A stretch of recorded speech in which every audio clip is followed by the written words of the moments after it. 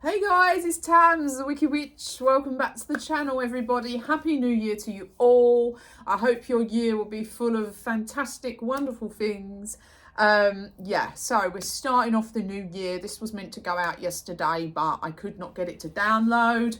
I also did a winter magic video last week, which I cannot get to download at all, so we're having an attempt at this one, and we're going to try and get this to download, and fingers crossed it will.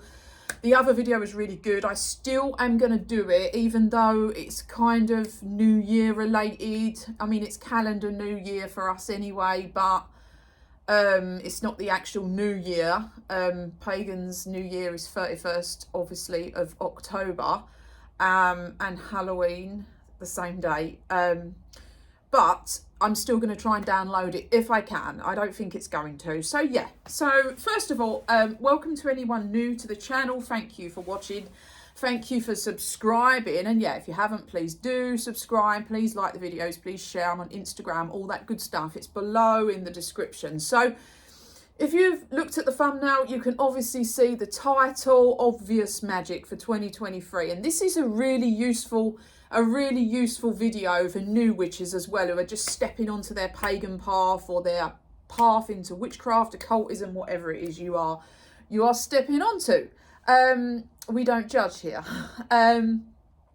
This will be interesting and useful for you to keep notes of, because it's really obvious, but it's really effective, and that's the exciting thing for me about it. So it's a fantastic subject for me. I very much enjoy talking about it. And all these things can be found in your kitchen, okay? So most of these things you'll have in your kitchen, but, you know, barring a few of them as we go through the video, most of this you're going to find in your kitchen. It's there looking at you, okay? So, and you probably haven't even thought about it. Now, for those of you who have been into witchcraft for a long, long time, you know, practicing pagans, Wiccans, fellow witches, you know, whatever you call yourself, you're going to know a lot of this. But I think it helps to refresh as well. It's just an interesting subject for me. So, obvious magic, what did I mean by that? So, obviously with our magics and our witchcraft, and our spellcraft, so we're preparing a spell, we're casting a spell out because we want the spell to work. So a little bit of interesting history, or I don't really know what you'd call it, but information is the reason that witchcraft spells are called spells is because when we speak out, we spell out our words. And words are powerful, and words have meaning, and words are a will, the will of the word. And that's where the word spell comes from, to spell the word with your mouth, using your mouth, which is why we enchant and we create with our spell work with our mouths. We talk aloud, or in our heads we are still speaking out regarding what's happening with the spell. We put our intent in, whether we do that in our heads, whether we do it out loud, however we want to do it. The intent goes into the spell goes out to the universe. But the whole point of it is it's your intent that goes into a spell that makes it work. It goes out to the universe and it works. Sometimes it doesn't work as quick as you want it to, sometimes it takes forever, sometimes it's instantly quick, and they're the best ones. I love them. I love it when it's really quick and you feel like you've done a really good job and you're like all proud of yourself. Oh, you know. But that's where that comes from. Yeah, that's how it came about from old times, when people were performing old magic and casting out, and they would speak out the words, and that's where spell comes from. Which, you know, it's just a little bit interesting stuff there for you. So yeah, so let's just look at all the different types of things we can use in magic, which are really obvious, and probably in your food cupboard. So if you wanted something to happen quick, which in witchcraft you shouldn't always ask for it to happen fast, but sometimes you need to create a situation, create a spell for a situation that needs to happen quick. If you're tired, we have a cup of coffee. In the morning we have a cup of coffee. Why? Because it has caffeine in it. Coffee, caffeine, add caffeine to your spells. So whether you're making a bag, a jar, a spell bottle, a spell on the side in a bowl, whether you're going to hang it in a tree, whatever you do. Spoonful of caffeine. Stir it in with all the bits and pieces that you're using in that spell, and whatever you're doing with it. Whether you're going to, you know, pour it into running water. If you're pouring it into a river, please don't use anything that's not biodegradable. Caffeine will be fine. A spoonful of coffee. Everything goes in. If you're, you know, if you're going to burn something, please be careful. But whatever you're doing, add a spoonful of coffee. Powers up. Caffeine powers up the spell. Makes it fast, just like it is if we drink coffee. We drink it to liven up or to wake up and to be quicker. It does the same thing. As does, and you won't find this in your food cupboard, but if you're a witch, you'll probably find it in your herb cupboard, graveyard dirt. So if you watch my channel, you know I'm obsessed with graveyard dirt. Remember, cemeteries and graveyards, not the same thing, remember, but I go to a graveyard, and I have been for just over a decade going to the same graveyard to get my graveyard dirt. Always respectful when I go there. I don't just go barging in. I always ask Spirit World if it's okay to take some. I take it from the edge. I don't start digging the graves up. You know what people think, you know. And I always bless the jar, and I always speak to the jar and remove any negative energy before I get back in my car, because I don't want something nasty attached to my graveyard dirt. And that's how we've been doing it for over a decade. I love my graveyard dirt. I keep a jar of it in the car. I have a job that requires a lot of driving. I'm an area manager, so I keep a jar under the seat, which is very funny when I get the car valeted, which isn't very often because it's a tip, to be honest. But when they find the jar of dirt and hold it up, no, put that back, and then they're looking at you like, oh my God. It's quite funny to me. That stays in the car because it's powered up. It's powered up to protect that car. But graveyard dirt, you won't find it in your food cupboard, no, but this is just obvious magic. Why is the graveyard dirt so potent? Because it's full of spirit, you know. It's come from a graveyard. That's where people are buried. It's put full of spirit energy. There's a lot of spirit activity in a graveyard. I don't care what people think about, you know, all that ain't, no. Graveyards are full of spirit energy, not all good energy. I'm sure there's bad energy, but that's where you have to sort it out before you bring it back home with you and get your dirt sorted. You can't just come out, pick your dirt up and walk off. You've got to remove anything negative, and if you go in protected, you won't get anything attached to you. You have to think of all these things, you know, but that's a separate video. There is a video on here for graveyard dirt, and also one of me collecting it, which is so funny because I look like I've just committed a really bad crime. I'm picking up dirt, you know what I mean? But you should see my face. I'm like, because it is, you know, it is so frowned upon being pagan and practicing witchcraft, because people think it's, you know, just like the films. As much as I love films, I think the world of witches is destroyed because of the way people believe, because what's been drummed into their heads. But anyway, getting off the subject, I'm waffling, sorry. So, yeah, just as you expect, sometimes we ask out to spirit, to deity, to animal spirits, to our totems, to our animal totems, to our spirit guides. We ask for help sometimes when we're doing spell work on our magics. We ask for that help. Graveyard dirt's the same thing. It's full of spirit activity. You use it in everything because it's so potent. If you're doing something, poke it in a spell, fabulous. It speeds it up and it gives it that oomph to get it out there, to get it working. So graveyard dirt, I just absolutely love it. Superb. Another really good one, which you will find in the cupboard, some form of chili. Now these are chili flakes, got garlic in them as well. Don't worry about that bit, I'll put my finger over it, but chili. So this is just chili flakes, one of those screwy, shaky ones that you screw over the top of stuff. Chili is hot. So if you was creating a spell where you wanted to heat something up, there's all kind of versions of this.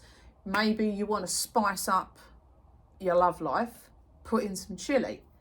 Maybe you want to turn the heat up on a situation so it can be sorted out, put in some chili.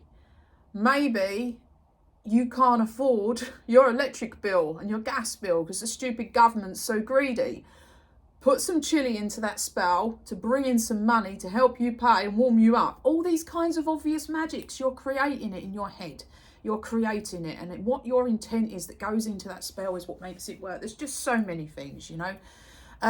Yeah, putting chili into red brick dust. Putting chili into fire water. If you're making yourself some fire water, put in some chili. Absolutely fantastic, you know. And then kind of like the complete opposite of chili, cinnamon. Now, I hope my light's not affecting this because the light's coming through the French doors, sorry. Cinnamon. What do we use cinnamon for? Well, in Magic, if you watch my channel, I'm obsessed with cinnamon sticks. They're tied in every window and door of my house as a protection. Cinnamon is a protector, but cinnamon's also really sweet. It's in the kitchen. We use it in cakes and baking and all this kind of stuff. And so what could you do with cinnamon? If you was making a sweetening jar to sweeten the house, to sweeten a room, to sweeten a child if they're misbehaving, and just, you know, if you've got that situation, to sweeten something, to sweeten a situation, to sweeten somebody. You know, I don't really do the whole love spells situation. I don't do that. I don't believe in it. At the end of the day, if it's meant to be, it's meant to be. I don't think you can cast a spell on somebody and make them love you. I think it's really wrong. A lot of people will disagree with me on this and go, oh, no, I'm sorry, I don't agree with that. But if you was trying to diffuse a situation and try and sweeten a mood, that kind of thing, not a problem. Cinnamon. Also, cinnamon is a protector. So any cinnamon in anything is a protection. So if you was doing a protection spell, cinnamon powder, it's in your cupboard probably from your baking, or if you're cinnamon stick obsessed like I am, you'll have them everywhere. Always use a cinnamon stick. So yeah, for protection, fantastic. Other things you may find in the cupboard that are also very good for protection, rosemary. So like I've got rosemary in my garden. I dry my own. I use rosemary, as you know, for everything protection, along with cinnamon. I absolutely love it. But if you've just got it dried from Tesco's or from Lidl or whatever in a packet in the cupboard, you can use that and it's the same. And it's just obvious. Rosemary is a protective plant, and it's a protection for spell work, you know. So a lemon, you know, what is a lemon? It's bitter. So if you was doing some naughty magic, which we don't mind now and then, if you was doing something naughty, I'm not going to give you too many ideas because I'm sure you know where I'm going with it. But if you wanted to make something bitter, use a lemon. If you wanted a sour something, use a lemon. Then we look at fertility. We won't stay on the negative stuff too long because I should be getting accused of all sorts of black witchery. I hate the words black and white and all this crap. And grey. We've got grey now, haven't we? Oh, it's kind of grey. It's not a colour. Do you know what I mean? It's the intent of the person. You know, you could have loads and loads of witches in a room. It only needs one person there to have bad intent. That would sour something, wouldn't it? And make it awful. They could put out in their spells awfulness. That, you know, that doesn't make them a black witch. I don't like all the colour situation, but whatever. Yeah, so we've just done lemon. Get off that subject quite quick. Eggs, fertility. Eggs, you know, Easter. Ostara for us, Easter for everybody else because of the whole Christian concept of everything. You know, and, you know, the Easter bunny and all that. Good laughs with the Easter bunny. But it is actually from bunnies and hares and the mating season, fertility and all that. That's where your maypole came from, isn't it? With all the strings attached to it, you know, all these things. So funny when you think about it all because it's all pagan. And it all comes around to the old days when everybody was pagan. But fertility and eggs, if you put an egg under somebody's bed, it's said to, you know, fertility. So why not use an egg for all sorts of things? You've got eggs in your kitchen if you're not vegan. If you are vegan, borrow an egg. You know, people put eggs, they bury an egg outside their house with the pointy bit of the egg facing up in a jar to protect their house. Why would you use an egg to protect? Because an egg is the most protective shell. It's got a, you know, there'll be a baby chick or a baby whatever in that egg at some point, and it's strong. Eggshells are strong. Then that takes us to eggshell magic. You know, we dry our eggshells and we grind the eggshells into a white powder, cascarilla powder. We use that for protection. I use that for my house protection, for my sands that I make that go around my house to protect this house, along with cinnamon and rosemary and graveyard dirt. And there's videos on here if you want to watch them in the Witchcraft playlist. But the power of that eggshell, because it's so strong, you can use it for all the things that you may need that kind of situation with, and it's just really, really obvious for those things. Now, people always talk about coffin nails as being like black magic, and ooh, coffin nails is very witchy, you know. But to be honest, coffin nails are used in really obvious magics, okay, and they're used in all sorts of different magic. But some of the most obvious things, you know, it's like put a nail in it. It's a bit like put a pin in it. We use pins as well. Put a pin in it, kind of stops, draws a line.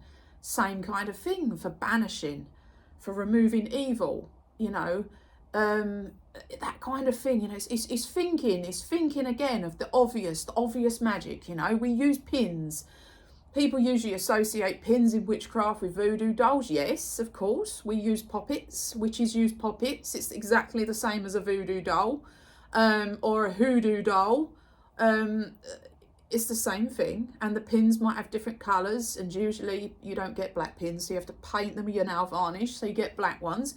You're putting pins into things to point and to pierce and to point out, to put a pin in it. It's like you say it to create that situation as you put those pins in.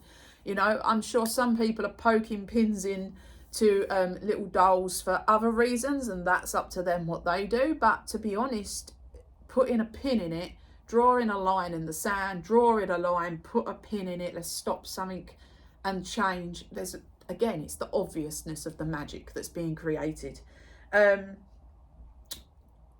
We use sulfur in witchcraft. Sulfur's associated a lot with devil. I don't really do the word devil, as you know if you watch my channel. It's a made up word. It's a made up Christian concept. There is no such thing to me as the devil. Satan, slightly different, but not what you think.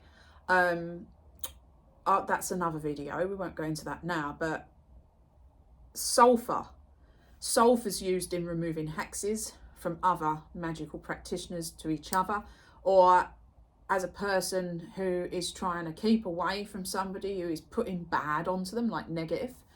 Sulfur is used. If you can't get your hands on sulfur, break the ends off of matches and use those. Be careful you don't set fire to yourself if you're, you know, near something strikeable. But yeah, use the sulfur, crush the sulfur, whatever you want to do with it. Do it how you want to do it. It's your magic. You know, there's no right or wrong. You can balls things up sometimes, yes, and it won't work. Be careful what you wish for, because you've got to make sure you say what you actually want, because it can go very wrong, you know. But sulfur, they actually call it brimstone. That's where you hear fire and brimstone from the films and things like that. And again, it's associated with the Christian devil and all of that. But sulfur's very, very strong, very powerful for banishing, for removing hexes, for removing curses, evil eye, anything like that. Sulfur. And also just chucking in some sulfur into something to, you know, power it up also will work. So again, obvious magic.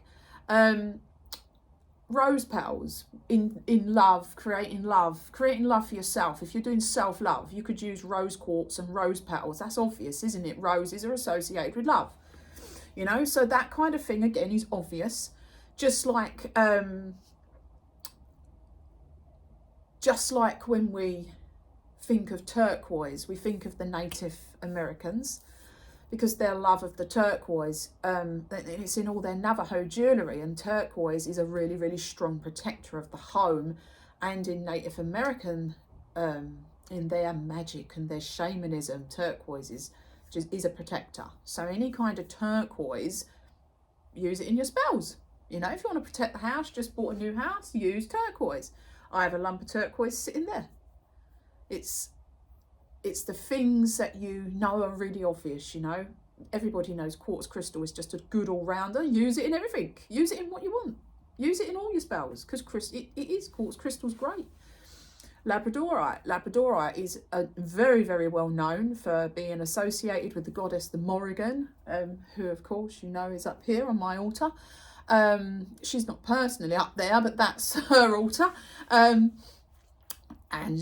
Labradorite is associated with overcoming obstacles and powering on. So for anxiety and things like that, and a challenging and powering through, and protection of yourself and strength and believing in yourself. Again, Labradorite. Let's talk about money, because you know everybody's skin. It's January. Money. So money spells, be very wary with money. Please don't, you know, sit there wasting time praying to win the lottery, because you won't. And that's not how magic works. It's not Harry Potter. We're not going to click our little wands and fairies are going to appear and throw money at us. It's not like that. But you can create enough money to survive, and you can create enough money to do what you want to do. I don't know what that is. I'm not going to tell you what it is that I asked for, but what I want to do, and also to survive, to live, to pay the bills. Obviously the heating and things like that now is such a big deal to everybody. You know, your money spells. And if you've got a money altar, have your money altar. And I've done a video on here about money altar. I believe I have. If I haven't, I'll do one. I'm sure I have done my money altar. I have. It's in the playlist under Witchcraft and Pagan videos. Again, what have you got on it? Money! You've put money on it.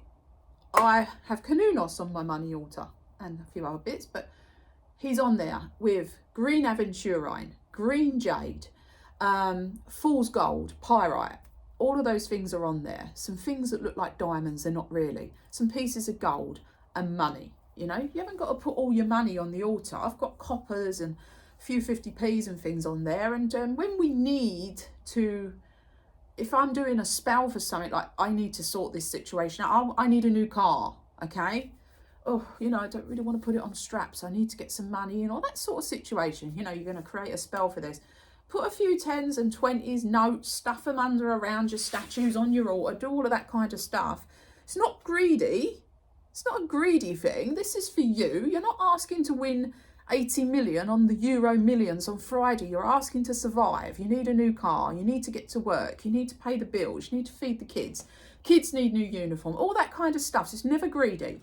But those obviously those stones that we can use and the crystals we can use, again, green aventurine, green jade, quartz, because it's just all arounder. We can use pyrite, which is called fool's gold. You could use gold. You could use silver. Bloodstone. Bloodstones are very, very good. I like to sit, I don't know how to explain this, but in my magic I sit bloodstone with things, because to me it's so Egyptian related, and I have an Egyptian altar which is completely separate to my main practice, but it's still in my practice. It kind of collects things for me. So bloodstone, and don't ask me what I mean by that, but I know what I mean. Amethyst, obviously we all know that amethyst is something that you would use if you're trying to connect more with the spirit world, psychic abilities. Amethyst has got other uses as well, but if you're trying for the new year to really create some magic for yourself, whether it be a spell or or a bag or anything, you know, a talisman or whatever you're creating, an oil, that's a real good one for connecting with the spirit world. If you're trying to get your psychic abilities, your third eye, you know, and then chakra work, because as you know, chakra work, getting your chakras in line is so very important, especially for the new year as well. And there's all different things you can do that kind of involve that as well, like a little chakra altar with all the different bits and pieces. So on that chakra altar, if you were just trying to get into it and you was a bit new at it and you're trying to keep yourself in line, perhaps you've set up a little altar with all the different crystals related to the different chakra areas and all of that. You've got yourself some bits and pieces on there. It's all set up. Perhaps a little sprinkling of cinnamon, some rosemary, some lavender, because lavender's for relaxing. We'll come to that in a minute. Put yourself a little bit of graveyard dirt on there. Put yourself a little bit of protection salt on there, you know, to fire it up. It's your area. So you've got spells, you've got altars, you've got oils and washes, floor washes, making floor washes. If you want to put a load of blessed salt, I keep my salts all blessed already, ready to go to use in my magic, or in my actual practice. If I was having a if I was going to have a kind of an evening where I was going to set up and I was going to do all my bits and pieces, perhaps a full moon ritual or something like that, perhaps not do a spell in it, but perhaps cast out something. It hasn't always got to be a spell. Perhaps it's just some good wishes, some good thoughts, some good vibes, always putting down the salt. If you put salt into a floor wash and wash your floor with it, throw it around the garden, it's the protection. There's that protection level there. If you put lavender into your floor wash, put lavender around the house, trying to create peace. It's very hectic over the Christmas period.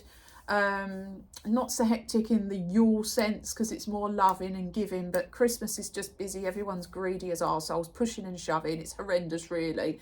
And then it goes really quickly and everyone's depressed because they've all got to go back to work and it's all over and done with and the new year's started and we're all trying to go on a diet, or I am at least.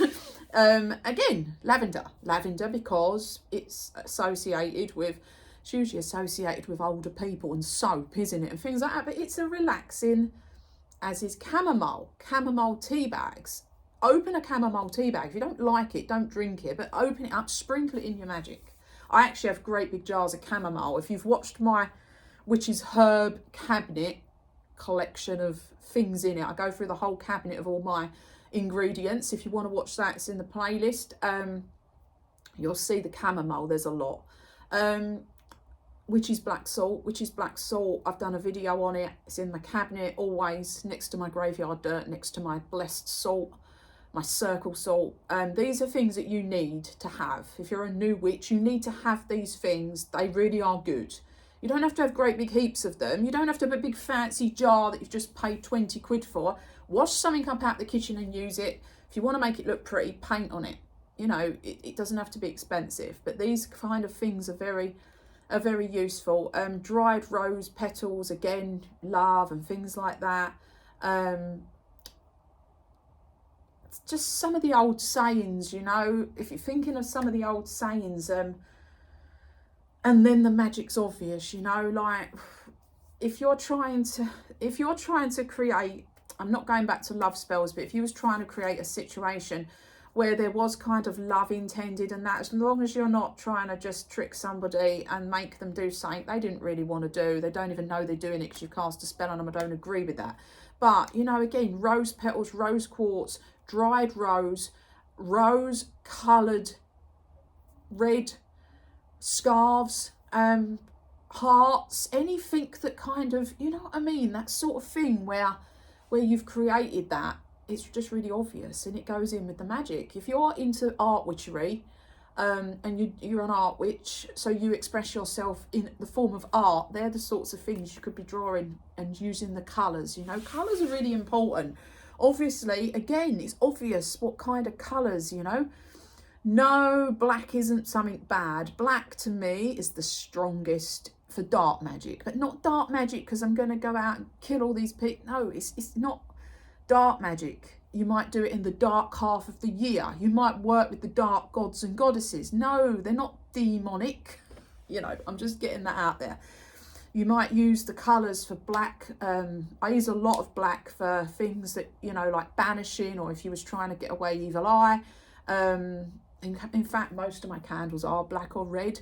For Morrigan, I use black and red candles. For my Egyptian practice, I use black and gold candles.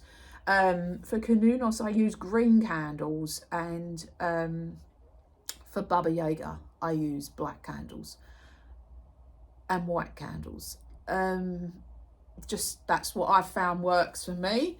White candles kind of associate with many different things, kind of everything. White candles could be used for anything, but again, for me, that kind of January, February situation, snow, white candles. I like the seasonal colours as well, you know, so like over the winter where they'd bring in all the greenery from outside and decorate the house. You've got all the green and the white and the snowdrops coming through in February, all those kind of things. Bring it in on the altar, get it involved, get it mixed up into this obvious magic, obvious things, you know.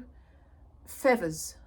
If you've got your spirit animals, and they're birds, for me, crows, Morrigan, my crow feathers. I've also, my spirit guide is one of my spirit guides, my spirit animal's barn owl, his spirit guide in the form of a barn owl. And I've got barn owl feathers that I found in Epping Forest when I was on my bike over the moon. I nearly crashed the bike rolling across the floor to get them. I'd spotted them, I was so excited. I've got little parrot feathers and all sorts of feathers that I might use just for the colours on things. But my crow feathers are what I've got crow feathers hanging in my car. They're hanging in the window. They're up there in jars. They're in the bedroom. They're a protective for the house, protection for me, because I do a lot of magic. And, you know, obviously you're an occultist. You're working with the occult. Using them for smudging, blowing around your incense. Incense is something else. You're using incense again. You can make your own incense. Sage, make sure you do lots of saging of everything, and you can use sage in spells. You can just get it out of the cupboard, not so much sage and onion stuffing, but sage in the packets, you know, a packet of sage out of Tesco's. You can use it in spells. Sage is fantastic. I mean, there's just so much you could do. This video is going to be like 35 minutes. It's probably never going to download. There's really so much you can do, like the obvious things. Some of you new witches might not be as obvious, but once you start on your journey, you'll know exactly what it means. You know, if you work with the tarot, you can introduce things like that, and then you'll find things in the cupboard. You know, if you was leaving out offerings because you were trying to sweeten the mood because something's happened at work, put a plate of sweets, put a load of cinnamon, put some sugar, stick cinnamon sticks into sugar, put it in a jar. I've done a sweetening jar on here, go and watch it. It's got salt in it, it's also got sweet, it's got rosemary in it. Why? Rosemary is a protection. Rosemary is also very good for protecting children. There's so many things, so many things. I could go on all day, get a really sore throat. I'm so surprised that the phone hasn't rung in the last half an hour. I was waiting for it to start going because I'm actually at work, working from home today. Thought I'd make this video because the other video just wouldn't download. It was a real shame. Yeah, there's probably so many more sunflowers. Sunflowers are associated with to me, the summer, and they are just bright and they just make you think of the sun and the warming heat and all of that stuff. Think about things. Use it in magic if you can. Use sunflower seeds. If you want to save up for that holiday in the summer, put some sunflower seeds in the spell. Anything. Just think about it. It's obvious magic. You're creating it. It's your magics. You do what you want to do as long as you're not hurting anybody or yourself. If you hurt yourself, it's your own fault. But as long as you're not hurting anyone or any animals or anything like that, it's obvious magic. It's so interesting. I absolutely love it. Another one before I go. If you was trying to freshen up yourself, let's freshen up. I don't mean like clean your teeth or have a shower. I mean freshen up your image, freshen up yourself. Perhaps you're being a bit of a slob at work and you can't be asked, I hate this job, rah, rah, rah, and all that. Freshen yourself up. You'd use mint leaves, dried mint. If you didn't have any of it, blob of toothpaste. Stick a blob of toothpaste in the spell jar. Put your intent in it. It's obvious magic. Anything you can get your hands on. If you haven't got the money to buy fancy things, look around the house, see what you can use, you know. Make sure you make notes of it all in your books of shadows or your grimoires, whatever you call them, you know. Make notes. Don't forget the things. I know, like with YouTube, it's handy. You can go back to the video and try and, you know, write it all down. Just make notes of how things worked, you know. I'm very good at diet spells, but not when I do it. The first time I did a diet spell, it's fantastic and it's never ever worked for me since. But if you go and look at my diet spell on here, and you'll see people emailed me, messaged me, thank you, this has been fantastic. I tried that spell twice last year, it wouldn't work because my brain wasn't in the right place. Hopefully now, fingers crossed, we're in a good place. Finally got the job sorted, finally in a better place. And also what comes with all of that is the spell work that went into it. I lost my job in lockdown. I lost 5 jobs in lockdown. I kept going for them, they kept going again. It was horrendous, but I powered on with the spell work and the magic, and I went through 6 jobs from 2019 all the way through lockdown, out the other side, finally got this job. Brilliant, I'm happy, love it, brilliant job. Wished I'd done it 15 years ago. I did do it 15 years ago actually, but on a different scale. This is, yeah, brilliant. I got there with it. It took time. Don't think as well, if spells don't work, don't think, oh, I've done it. No, sometimes you have to give things a chance. You have to let the universe do what it's got to do. But you keep going with it. Make sure that intent, when you do your intent, make sure you do the intent. The intent is so important, you know. It's a full moon this Saturday. It's a perfect time. I forgot to say about the moon. I don't know if I said about the moon. A full moon. If you do anything on the night of the full moon, if you can get some, and you get your moon water out, okay, so put your moon water needs to go out on Saturday night, and then all the way through till the next one. If you've not done moon water before, that's how you get full moon water. Then you can use it in anything. I'll put it in the bath. Power yourself up. Put full moon water in the bath. I've obviously got moon water all the time, so I've got some, but do things on the full moon. It's the most, for me, not for everybody, because there's all sorts of different magic for different moons, okay? But for me, the full moon is one of the best times with graveyard dirt and a mixture of things, whatever it may be. For me, that's the best spell time. So it's this Saturday, Friday, Saturday this week, so don't miss. I think they call it the cold moon in the UK. The light is probably shining now and I've gone very orange. I think they call it the cold moon in the UK, but in America it's called the wolf moon. I think it's to do with the hunting and the crying of the wolves, and perhaps they were mating or something. I don't know, I can't remember, but I prefer that, the wolf moon. But yeah, over here it's the cold moon in the UK. Yeah, fire spells up with a bit of moon power. Again, it's really obvious. The full moon is full of energy, it's full of power. Witches obviously adore the moon cycles and the cycles of the moon for their magic and their workings, and they always have.